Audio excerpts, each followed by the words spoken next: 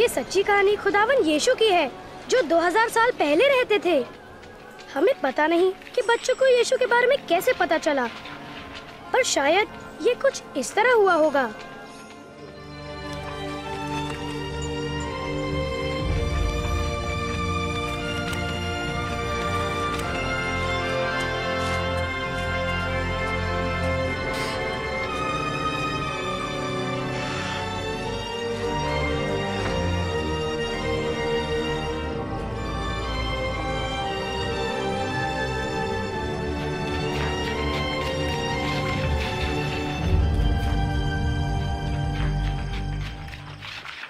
किसी ने तुम्हें देखा? मुझे नहीं। मुझे भी नहीं। तुम्हें? शायद नहीं। ठीक है, चलो चले चलो। तुम कुछ भी कहो, मैं सचमुच मानता हूँ कि यीशु को खुदा ने भेजा है। क्योंकि वो मोजे करता है। ये जादू भी तो हो सकता है। वरना ये बात कैसे समझाओगे? यही तो बात है जोएल, मुझे समझाने की जरूरत ही नहीं। ऐसे मोजे तो सिर्फ खुदा बाप ही कर सकते हैं। तुम्हारा मतलब है जैसे अंधों को आंखें देना? हाँ, मुझे इस पर जरा भी भरोसा नहीं। मुझे है। सारा, तुम यहाँ क्या कर रही हो? मैं अपने गधे को चारा देना भूल गई, और जब तुम्हें यीशु की बात करते सुना तो जानना चाहती थी कि तुम क्या कर रहे हो। तुम क्या जानी हो यीशु के बारे में? बहुत कुछ। मेरी दादी उनकी माँ मरियम से वाकिफ है और उन्होंने मुझे उनके बारे में सब कुछ बताया है। उनकी पैदाइश कैसे हुई और बहुत कुछ। यह अजीम दास्तान है सर। मरियम एक लड़की थी जो नासरत में रहती थी। उसकी शादी नहीं हुई थी, पर यूसुफ नाम के एक लड़के से होने वाली थी। एक दिन खुदावन ने जब्राइल फरिश्ते को भेजा। खौफ न कर मरियम, खुदा की तरफ से तुझ पर फजल हुआ है। देख, तू हामला होगी और बेटा जनेगी। उसका नाम यसू रखना। ये कैसे होगा? मैं तो कंवारी हूँ। रूहुल कुद्स तुझ पर नाजिल होगा और इसी सबब वो मौलूद मुकद्दस खुदा का बेटा कहलाएगा और उसकी सल्तनत का आखिर ना होगा। फरिश्ते से मरियम डरी नहीं? अगर फरिश्ता मुझसे बात करता तो मैं जरूर डर जाता। फिर क्या हुआ? नासरत के रहने वालों सुनो, कैसर अगस्तस हुकूमत ने एक कानून बनाया कि सभी लोगों को उस शहर जाना होगा जहां उनकी पैदाइश हुई थी और अपना नाम लिखवाना होगा। कागजों पर दस्तखत करने होंगे। गांव में नाम दर्ज कराएं। इसलिए यूसुफ मरियम को लेकर बैतलहम शहर गया जहां वो पैदा हुए थे। जब वो बैतलहम पहुंचे तो वहाँ बहुत भीड़ थी और ठहरने की कोई भी जगह नहीं थी। यूसुफ को ठहरने के लिए सिर्फ तबेले में ही जगह मिली। मतलब इस तरह की? कुछ ऐसा ही। और उसी रात नन्हा यीशु पैदा हुआ। तबेले के पास पहाड़ी पर कुछ चरवाहे अपनी भेड़ों की रखवाली कर रहे थे। तभी एकाएक उन्हें एक फरिश्ता दिखाई दिया। आज दाऊद के शहर में तुम्हारी निजात के लिए मसीह खुदावन पैदा हुए हैं। चरवाहे नन्हे यीशु को देखने एकदम चल पड़े। उन्हें चरनी में रखा हुआ था। यकीन नहीं आता ना, ऐसे ही एक बक्से में जिसमें मैं अपने गधे को चारा देती हूँ।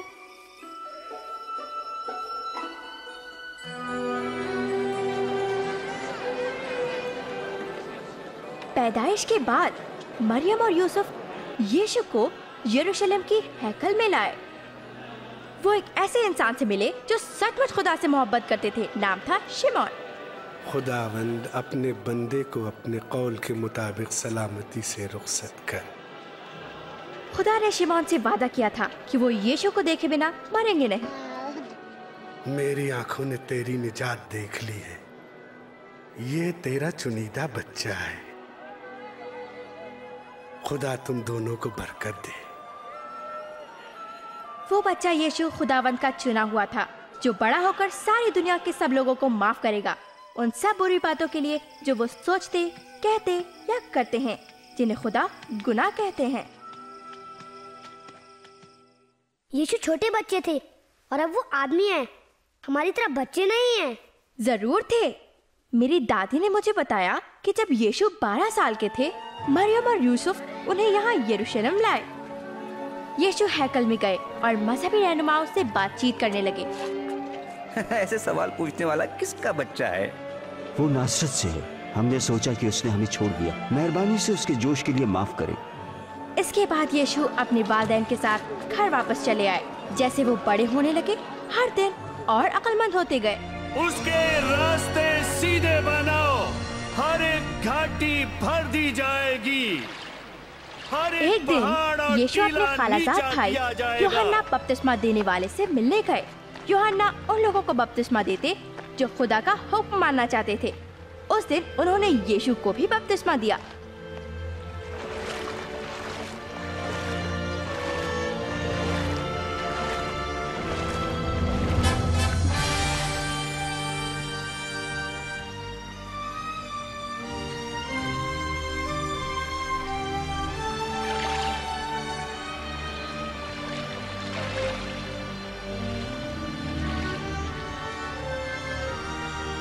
और जो लोग वहाँ थे उन्होंने आसमान से खुदा की आवाज सुनी और खुदा ने कहा, तुम मेरे अजीज बेटे हो, तुमसे मैं खुश हूँ।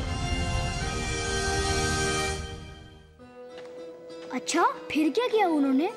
उन्होंने शहर शहर घूमकर लोगों को खुदा के बारे में सिखाना शुरू किया। कैसी हो? ठीक हूँ। यीशु वापस नासरत गए जहाँ उनकी परवरिश हुई थी।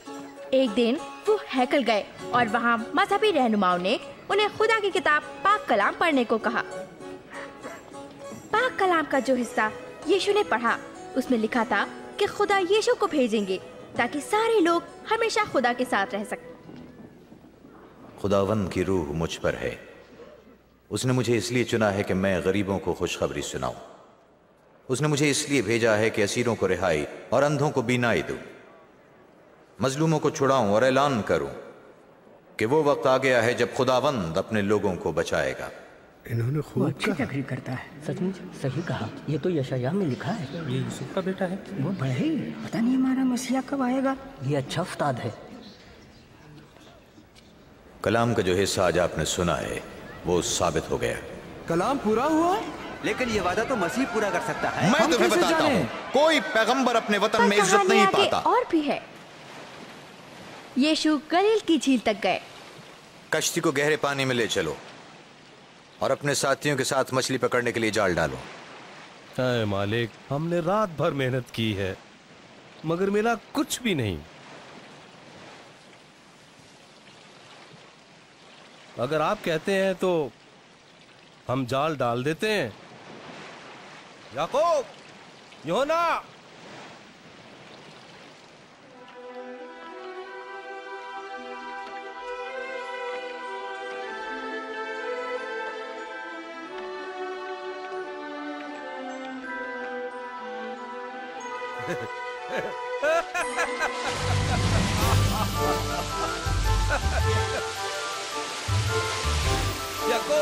यूहन्ना, जल्दी कश्ती लाओ, हमारी मदद करो, जल्दी करो। हम तो पहले ही मसरूफ हैं।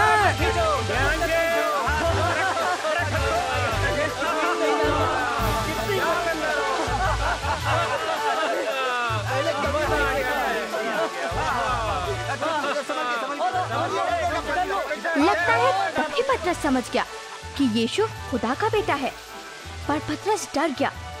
उसने अपनी जिंदगी में बहुत सी गलत बातें की थी। वो समझ नहीं पा रहा था कि कैसे इतने पाक और अजीम यीशु उस जैसे गुनाहगार को कबूल करेंगे। खुदावंद यहाँ से चले जाए, मैं एक गुनाहगार इंसान हूँ। तुम खौफ मत खाओ। मुझे चलना चाहिए। हाँ, मुझे भी चलना चाहिए। मैं चलूं? अच्छा, मिलते हैं। मिलते हैं।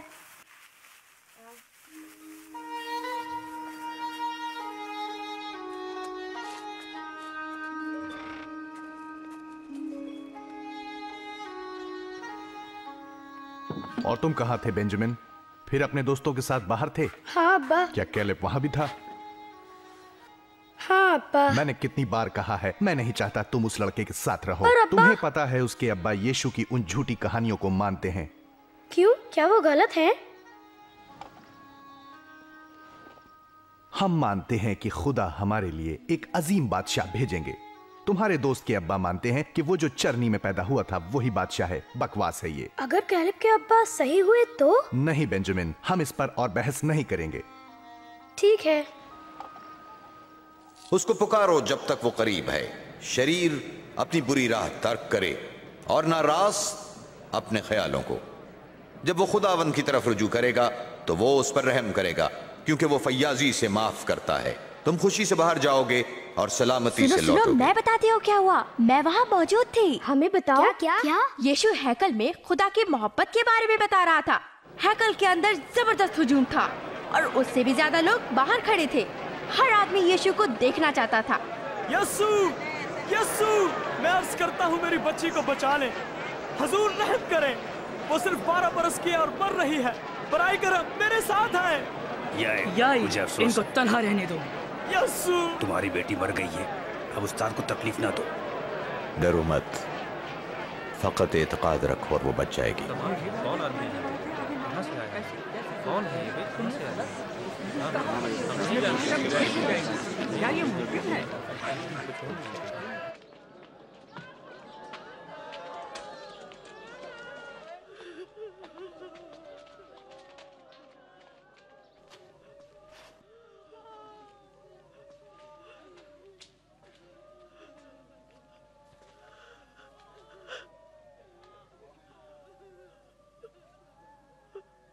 जाग मेरी बेटी।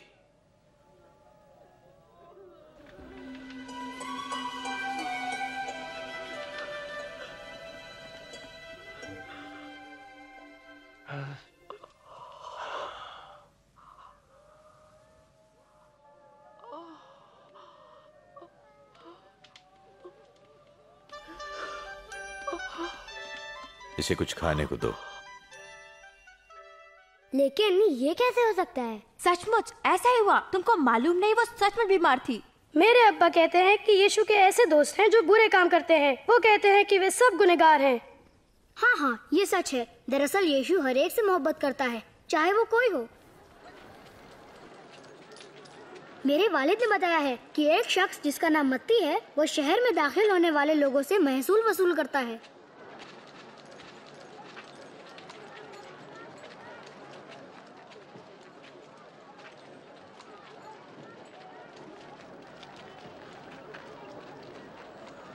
मेरे साथ आओ।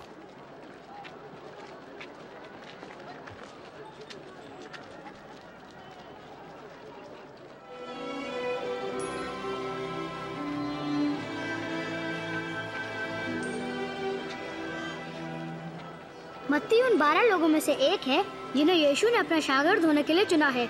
वो उसके महबूब दोस्त हैं और उसके साथ हर जगह जाकर खुदा के बारे में बताते हैं। उनमें शमौन जिसका नाम पतरस है, पतरस का भाई अंद्रियास, याकूब, यूहन्ना, फिलिपुस, बरतुलमै, हाँ मत्ती, थोमा, दूसरा याकूब, दूसरा शमौन, याकूब का भाई यहूदा और यहूदा इस्करियोती। तुमको ये सब कैसे याद है? वो बहुत होशियार है। तुम्हें यही लगेगा क्योंकि तुम भी बेवकूफ हो। मैं नहीं हूँ। अपने गधे की तरह बिल्कुल बेवकूफ और नामाकूल हो। वो मेरी दोस्त तुम किसको नामाकूल कह रहे हो? इसे अकेला छोड़ दो। अच्छा, कौन रोकेगा मुझे? तुम मार गिरा, पटक, छोड़ना नहीं, मार गिरा दे, पटक दे, छोड़ना नहीं, छोड़ना